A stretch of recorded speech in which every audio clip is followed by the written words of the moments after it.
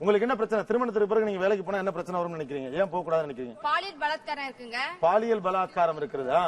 வீட்டுல பெண்கள் வந்து வேலைக்கு போறதுனால வெளியில 4 இடத்துல என்ன சொல்றாங்க, இவ வந்து இத்தனை மணிக்கு வரா, இதனால வந்து வீட்டுல எல்லாம் சமுதாய பிரச்சனை.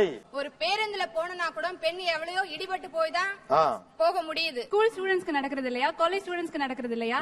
அது ஏன் வேலைக்கு போற பெண்களுக்கு மட்டும் தான் நடக்குதுன்னு சொல்றீங்க? வேலைக்கு போகாத பெண்கள் எப்பவனாவது ஒரு வாட்டி தான் வெளியில போவாங்க. சரி, அகேஷனலா. புரியுதுங்களா? அப்ப பொண்ணுங்களை எல்லாம் பிறந்தவனே ஃப்ரிட்ஜ்ல தூக்கி வச்சு பூட்டிரணுமா என்ன?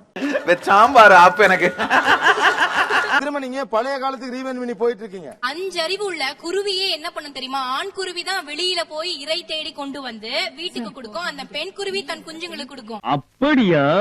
அப்படித்தான். பெண் சிங்கம் தான் வேட்டையாடி கொண்டு வர, ஆண் சிங்கம் படுத்துட்டு இருக்கும் தெரியுமா? இல்ல நான் சொல்லலைங்க.